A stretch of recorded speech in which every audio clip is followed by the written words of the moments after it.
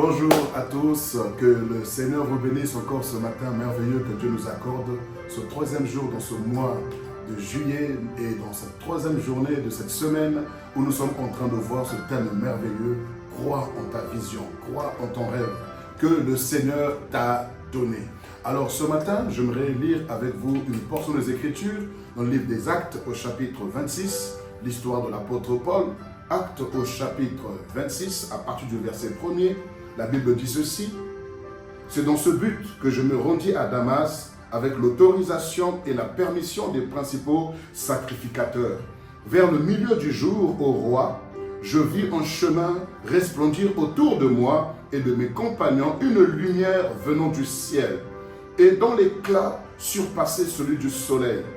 Nous tombâmes tous par terre, et j'entendis une voix qui me disait en langue hébraïque: « Saul, Saul, pourquoi me persécutes-tu?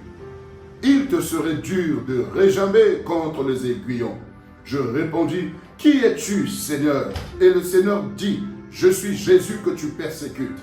Mais lève-toi et tiens-toi sur tes pieds, car je te suis apparu pour t'établir ministre et témoin des choses que tu as vues et celles pour lesquelles je t'apparaîtrai. Je t'ai choisi du milieu de ce peuple et du milieu des païens vers qui je t'envoie, afin que tu leur ouvres les yeux pour qu'ils passent des ténèbres à la lumière et de la puissance de Satan à Dieu, pour qu'ils reçoivent par la foi en moi le pardon des péchés et l'héritage par les sanctifiés.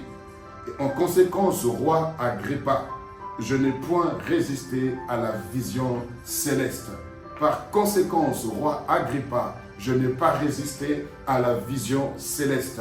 Alors, nous avons ici le récit de l'apôtre Paul. Comment est-ce qu'il a reçu la vision de la part de Dieu? Lui qui était persécuteur de l'Église, lui qui était un bourreau des chrétiens. Voici que dans sa quête de la destruction ou des meurtres des chrétiens, sur la route, le Seigneur se révèle à lui et il est en train d'expliquer ici au roi Agrippa, au roi qui était censé le juger et par rapport à ses œuvres, par rapport au travail qu'il faisait. Et voici qu'il est en train de dire au roi Agrippa qu'il a entendu une voix alors qu'il était avec ses compagnons. Ils étaient tous frappés par la même lumière, mais seul Paul a entendu la voix en langue hébraïque.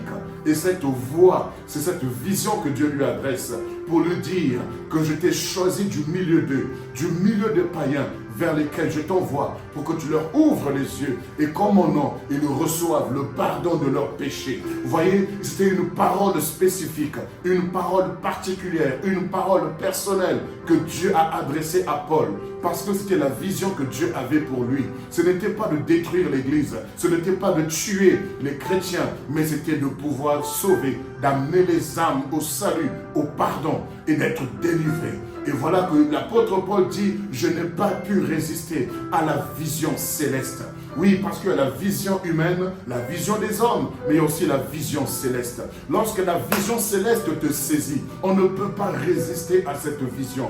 Oui, j'aime le prophète Jérémie qui dira: oh oui, lorsque je ne parle pas de toi, mes os se consument au-dedans de moi. C'est comme ça devient une nécessité, ça devient ta raison de vivre, ça devient ton zèle, ton essence, ça devient même ton orientation. Oui, en ce troisième jour de ce mois de juillet, j'aimerais t'encourager une fois de plus. Crois en la vision que Dieu t'a adressée. Souviens-toi de ce que Dieu t'a dit. Ce que Dieu t'a dit t'amènera dans la vallée, t'amènera devant la mer Rouge, t'amènera dans le désert.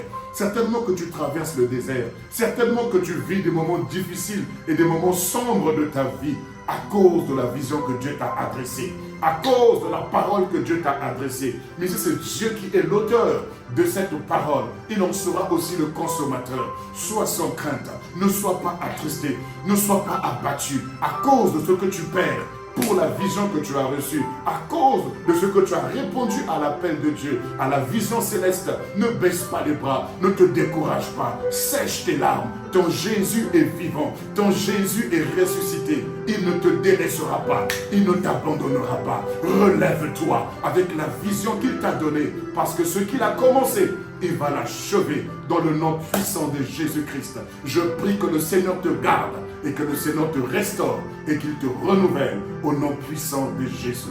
Excellente journée à vous et au plaisir de vous retrouver demain à la même heure.